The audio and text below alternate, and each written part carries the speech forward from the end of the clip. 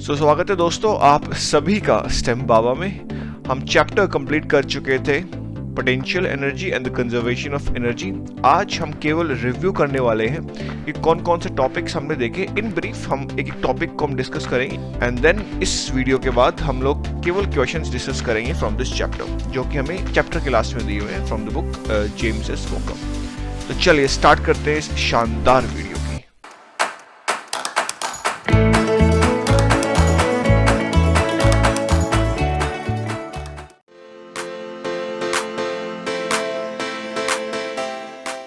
दोस्तों video start करने से पहले मैं ये एक प्रैक्टिकल एग्जांपल आप लोगों से पूछना चाहूँगा बेस्ड ऑन द कॉन्सेप्ट्स जो हमने पिछले जितने भी वीडियोस में देखे हैं फ्रॉम दिस चैप्टर। तो यहाँ पे आप देख रहे हो ये पर्सन है, इसने ये बॉल रखी है एंड ये एक स्ट्रिंग से कनेक्टेड है एंड ये बॉल अपने चिन के पास रखता है जैसे आप यहाँ पे देख रहे हो and then he gently he release, मतलब बॉल को छोड़ देता है बिना कुछ फोर्स लगाए, ही जेंटली रिलीज। तो आपको ये बताना है कि जब ये बॉल वापस रिटर्न आएगी तब उस वक्त जो इसकी हाइट होगी, क्या ये वापस चिन तक आएगी या चिन से ऊपर क्रॉस कर जाएगी या चिन के नीचे ही रहेगी। तो ये चीज़ आपको बतानी है। इस एग्जांपल को मैं वीडियो के लास्ट में फिर से डिस्कस करूंगा कि इसका आंसर क्या होगा। तो जो सबसे पहला टॉपिक हम लोगों ने पढ़ा था वो था conservative and non conservative forces. So conservative forces क्या होती है? जो मैकेनिकल एनर्जी को कंजर्व करके रखती हैं फॉर अ सिस्टम। अब कंजर्व का मतलब क्या कि मैकेनिकल एनर्जी कांस्टेंट रहती है, वो चेंज नहीं होती है at any instant of the motion. But non conservative forces क्या होती है? जो मैकेनिकल एनर्जी को कन्वर्ट कर देती हैं। किस में कन्वर्ट कर देती है? Heat, sound etcetera. तो यहां पे मैकेनिकल एनर्जी कांस्टेंट नहीं रहती है, नॉट कंजर्व्ड, इसीलिए नॉन कंजर्वेटिव फोर्स इनका नाम पड़ा।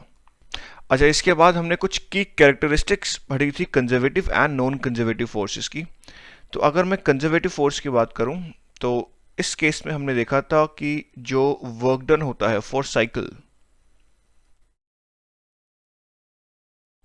वो वर्क डन 0 आता है for conservative forces, correct.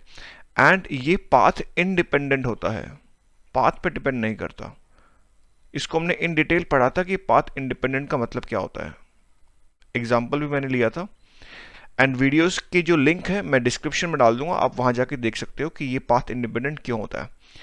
Okay, non conservative forces की बात करूं तो फॉर अ साइकिल ये जो टोटल वर्क आता है वो 0 के बराबर नहीं होता है एंड जो ये वर्क होता है it depends on path, path dependent होता है।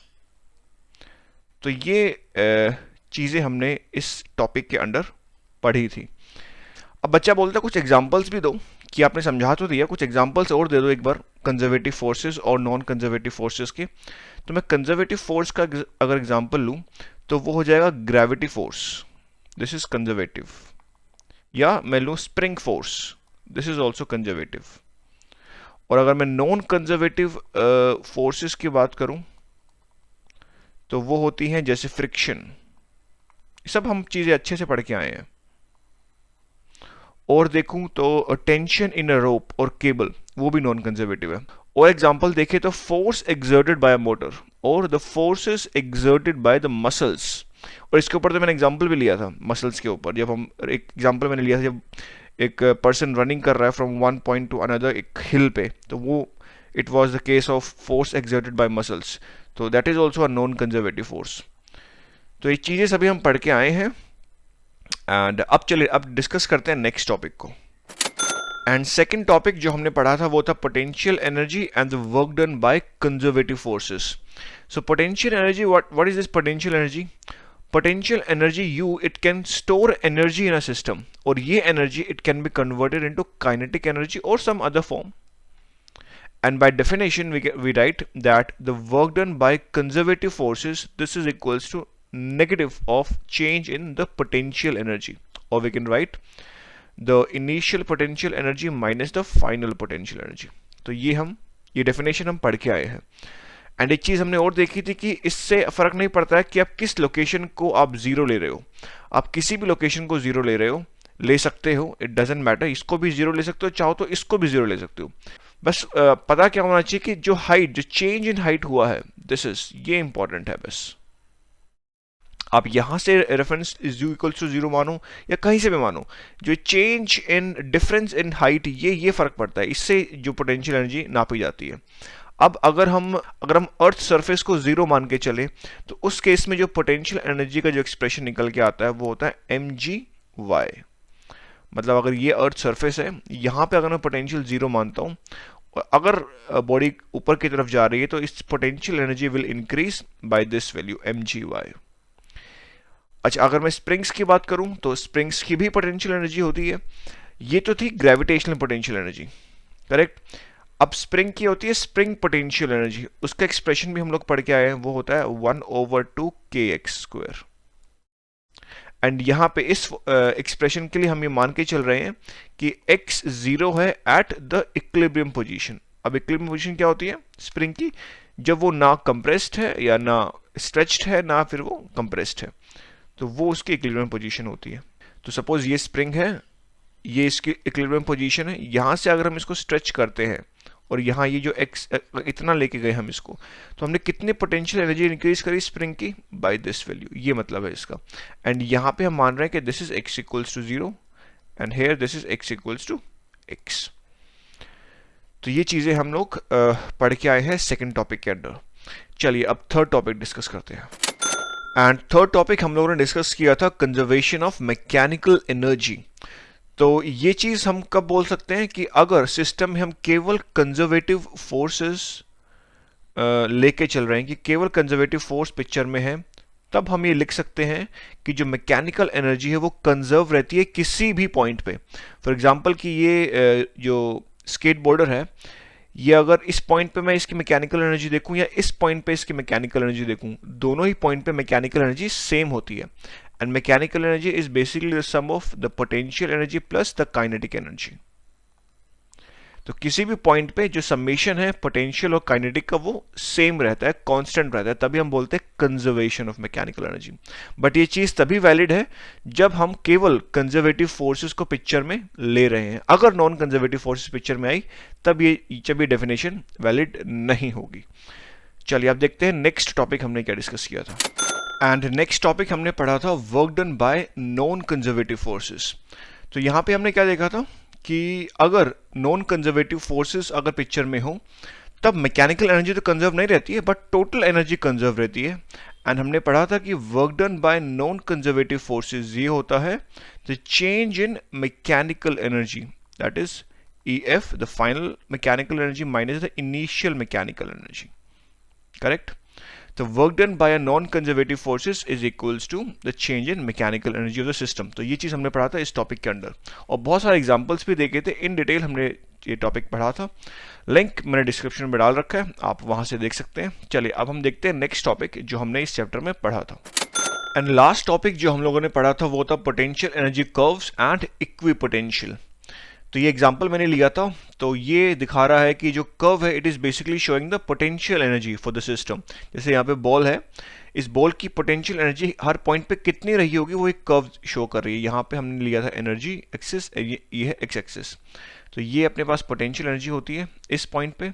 अच्छा, टोटल एनर्जी तो हर पॉइंट पे कांस्टेंट है, तो अगर इतनी इनिशियली इसके पास इतनी पोटेंशियल थी, तो अब इस पॉइंट पे तो पोटेंशियल केवल इतनी है, तो बाकी कहाँ गई? बाकी काइनेटिक में कन्वर्ट हो गई। ये जो एनर्जी है ये हमें शो कर रही है काइनेटिक एनर्जी। टोटल एनर्जी हमेशा कांस्टेंट रहती है, मतलब ये मैकेनिकल एनर्जी। हाँ, इस केस में हम ये मान के चल रहे थे कि conservative forces picture, non conservative forces picture में नहीं है, तब हम काइनेटिक और पोटेंशियल को कंजर्व कर पा रहे थे। और इस पॉइंट पे भी ये है पोटेंशियल एनर्जी एंड ये है kinetic energy, similarly at this point. और वापस जब बॉल इस पोजीशन पे आती है, सेम इनिशियल हाइट पे आती है, तब इसके पास जितनी यहाँ पे पोटेंशियल एनर्जी थी उतनी पोटेंशियल एनर्जी इस पॉइंट पे होती है। तो ये चीज़ हमने डिस्कस की थी। अच्छा, इक्विपोटेंशियल हमने देखा था कि अगर किसी हिल की हमने एक एग्जांपल लिया था कि अगर एक तरफ अगर ये स्लोप ज़्यादा है, मतलब स्टीपर स्लोप है, एंड यहाँ पे अगर स्लोप इधर कम है, तो यहाँ पे आप देख रहे हो ये जो लाइनें होती है यहाँ पे आप इस तरफ देख रहे हो काफ़ी पास पास में है, क्योंकि ये स्लोप काफ़ी ज़्यादा है और यहाँ पे लाइनें बहुत दूर दूर है क्योंकि स्लोप कम है। एंड इनको जो ये जो लाइनें होती है जिसपे ये जो पोटेंशियल एनर्जी सेम रहती है, इन लाइनों को हम बोलते हैं इक्विपोटेंशियल। तो ये चीज़ें हमने इन डिटेल हमने लास्ट वीडियो में मैंने देखी थी और हमने टर्निंग पॉइंट्स भी देखा था कि इन दोनों को हम बोलते हैं टर्निंग पॉइंट्स। ऑक्सिलेटरी मोशन के बारे में थोड़ा सा मैंने इंट्रोडक्शन दिया था, बाकी हम इन डिटेल जो है ऑक्सिलेटरी मोशन तो हम चैप्टर 13 में पढ़ेंगे भी। तो ये सब चीज़ें हम इस चैप्टर में हम लोगों ने पढ़ी हैं। एंड तो चलिए अब वो एग्जांपल हम देखते हैं जो मैंने वीडियो के स्टार्टिंग में डिस्कस किया था। तो यहाँ पे आप देख पा रहे हो कि जब बॉल वापस आती है तो चिन से नीचे रह जाती है, उससे ऊपर नहीं जाती है। एंड ये क्यों है? Because of the conservation of energy. जिस पॉइंट पे वो रिलीज की गई थी उस पॉइंट पे उसकी कुछ पोटेंशियल एनर्जी रही होगी, जब वो वापस आएगी तो उस पॉइंट को क्रॉस नहीं कर सकती, उससे नीचे ही रहेगी या मैक्सिमम उस पॉइंट तक जा सकती है, उससे ऊपर नहीं जा सकती है। और उस पॉइंट तक भी तभी पहुंचेगी अगर हम फ्रिक्शन को नेग्लेक्ट कर दें। तब अगर फ्रिक्शन को नेग्लेक्ट नहीं कर रहे हैं तो उस पॉइंट से काफी नीचे रह जाएगी, जैसे आप इस वीडियो में देख रहे हो, क्योंकि यहाँ पे फ्रिक्शन लग रहा है बॉल के ऊपर, एयर ड्रैग लग रही है, तो मैक्सिमम उस पॉइंट तक नहीं पहुंचती, उसे थोड़ा नीचे रह जाती है।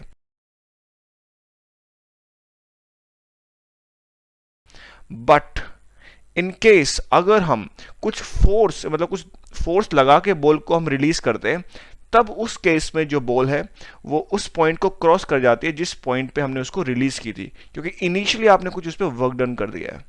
इसके कारण क्योंकि वर्क डन यहाँ पे जो work done by non conservative force है, क्योंकि मस्कुलर आपने कुछ वर्क किया मतलब मस्कुलर फोर्स लगाई जो कि नॉन कंजर्वेटिव वर्क है, तो वो non conservative work mechanical energy को इंक्रीज कर देता है।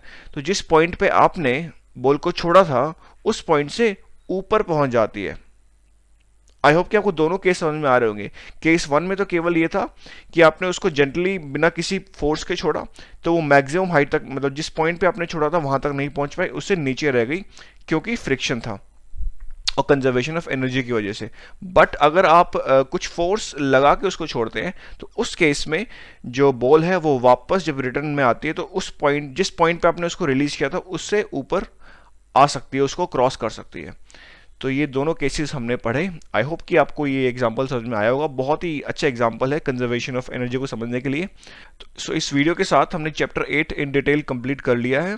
एंड अब हम केवल क्वेश्चन डिस्कस करेंगे फ्रॉम दिस चैप्टर, जो कि हमें चैप्टर के एंड में दिए हुए हैं from the book James S Walker. So अभी के लिए इतना ही। अपना बहुत ही ख्याल रखिएगा। Good bye.